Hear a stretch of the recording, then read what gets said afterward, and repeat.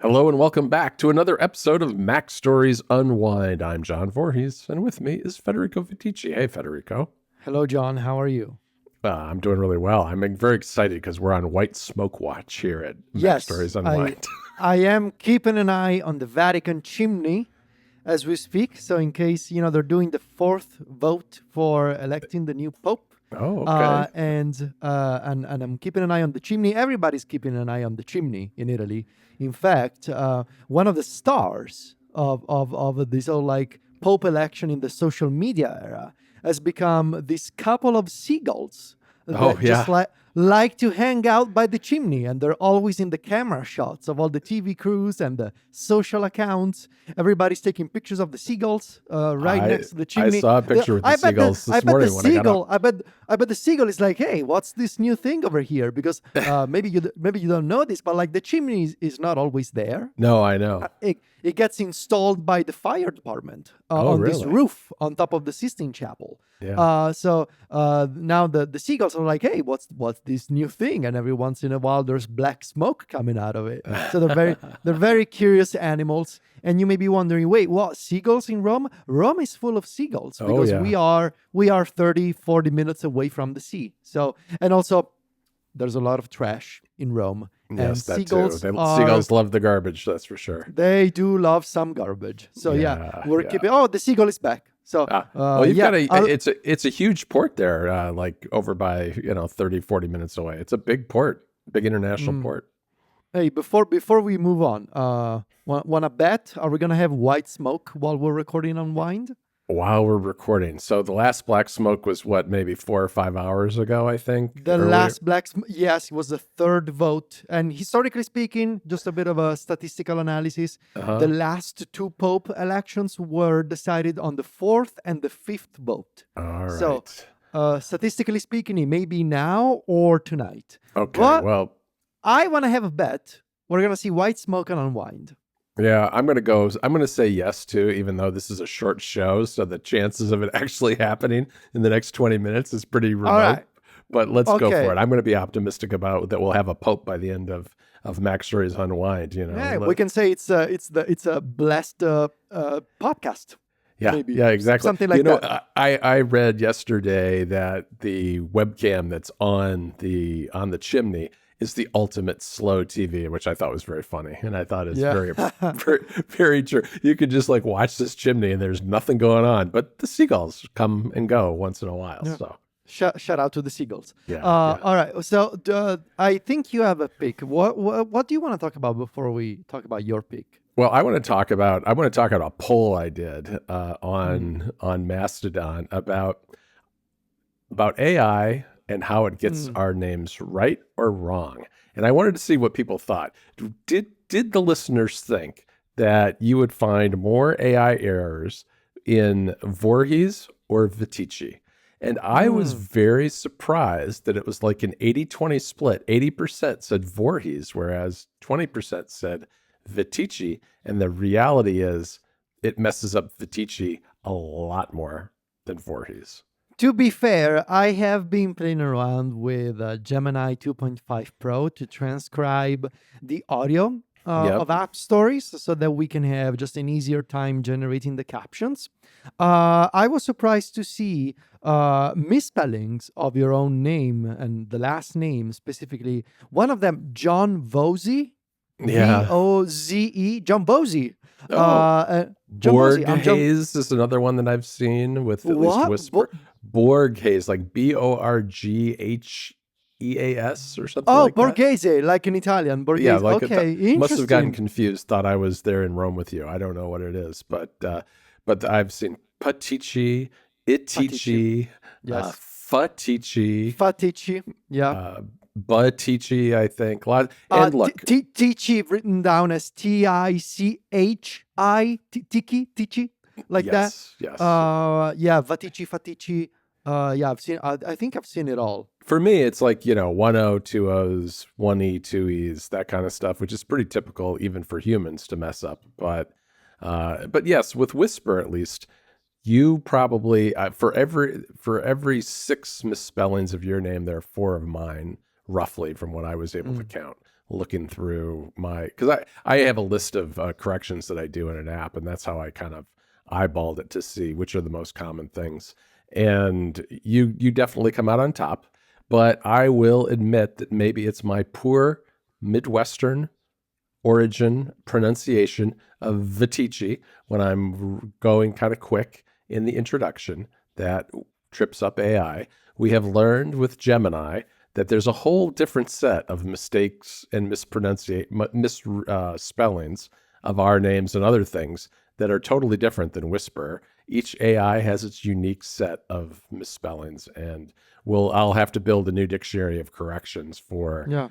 Gemini since I think we're going to be switching over to that. Yeah. John Bozy.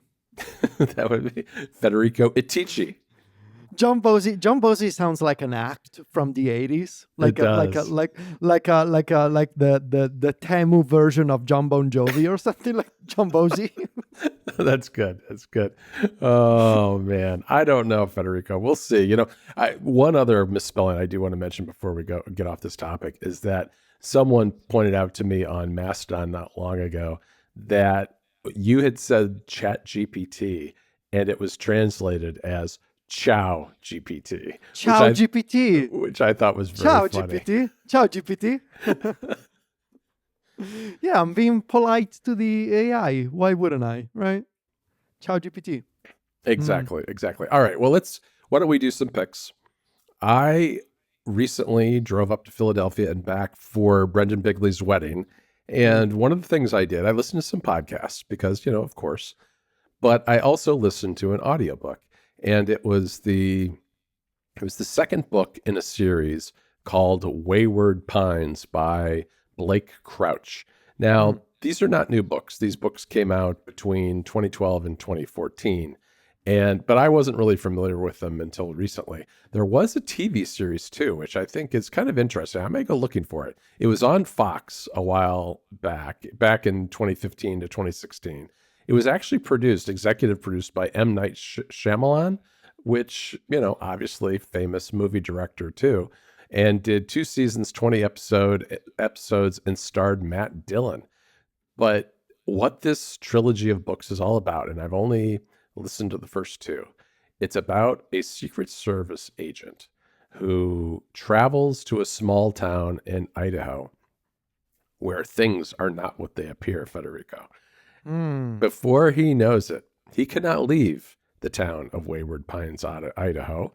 He is stuck there, left to try to figure out what's going on and why that is, and why the townspeople of this little town, which seems kind of stuck in time in terms of like not a lot of brands of products, growing their own food, seems a little bit anachronistic, a little old-timey, why it is that everything seems a little off and what's going on there. Now, this is a big mystery.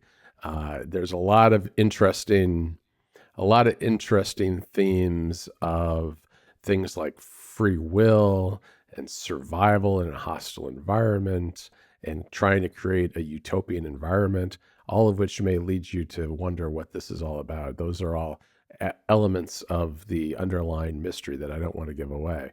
But I've really found it enjoyable. I listened to the first one, I think last summer at some point on a road trip. And so I figured for this trip up to Philadelphia, which is like 8.5-hour drive for me, roughly 8.5, 9-hour drive, and then back, I would listen to this one. And I actually got home without having finished it because of those podcasts, but enjoyed it a lot. It's available in obviously as an ebook or a regular book and an audiobook on all the various audiobook platforms. I got it through Apple Books just because it was easy. And I think next week I'm traveling. I may download book 3 and listen to it on my coast to coast flight. So I may have a third book to report on relatively soon here. Interesting. This reminds me of a TV show that had a pretty similar plot, like a family stuck in this hometown. Didn't we talk about this a while back? Like, it was pretty boy. similar. This was similar to a TV show, I think. From a long time ago, I think. Maybe. Yeah. I don't know, but it does have I think that this definitely has Iticci vibes. I think that there's some Mm. elements of this that you would really like. But so, maybe check out the TV show, or if you have a trip planned at some point and have, you got to have some hours to listen to this, to devote to it. You can do it in chunks, but, it's probably, I forget, maybe 13-hour book, maybe 15 hours, something like that. So you listened in the Apple Books app you mentioned? Yeah, because it has CarPlay. Hmm. And so I listen. Have you ever played around with Audible?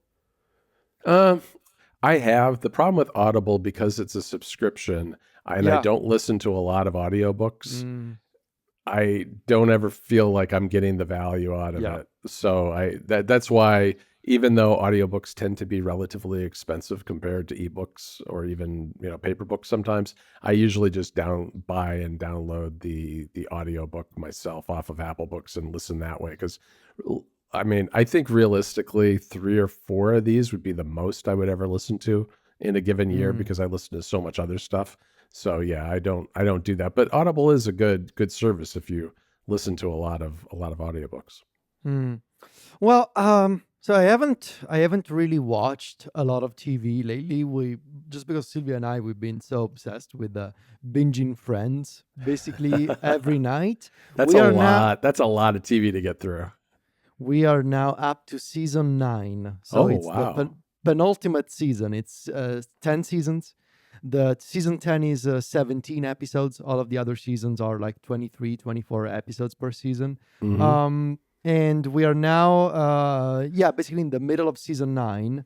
And I mean, it's the one heartbreaking thing is, knowing, unfortunately, that Matthew Perry, who played Chandler, passed away a couple of years ago. Right.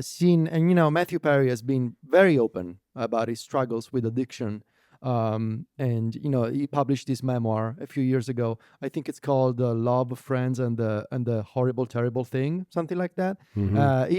He basically said that he doesn't remember recording like 2 or 3 seasons of Friends. Wow. He explained how because Chandler, I mean, you can see all the characters growing up, right? I mean, they're starting this TV show in 94, 95, and Right. it ends in 2004. So you can see Jennifer Aniston, you can see Courtney Cox, getting older. But with Chandler, with the character of Chandler, you see like, one time is super thin, and then he gets a little more chubby. Like his appearance changes a lot. Yeah. And that was due to substance abuse, and that was really heartbreaking to learn. But it's been a really enjoyable watch every night, and I already regret the moment when it's gonna end, because it does feel like you're watching a family, like you're watching a group of friends, like they sort of become Right. your friends as you're watching the series. And that's it's been really, really lovely. One of the things that I dislike is that every season there's always, like, I don't know if this is a thing that Friends kind of pioneered or not, the flashback episode, like the clips Oh, yeah. episode. Like there's like 2 or 3 episodes for each season where it's like a montage of older episodes. They did not pioneer that at all. That Okay. was very much a thing as I was growing up on American sitcoms. And I think that was done largely to create filler content more than anything, to kind of round out a season when they're maybe contractually obligated to do 23 episodes and they had 22 and they needed something else. Yeah, yeah. I also learned that I didn't know this, that the meaning of the word sitcom, which I always pronounced the word sitcom without knowing what it meant. Turns Uh-huh. out it comes from situation comedy. Yeah, And it that does. is about usually a group of people in a fixed setting in different situations. So I had no idea. I just thought, I don't know. I guess I guess it came from the word like sit, because they do spend a lot of time sitting on couches and Right. chairs.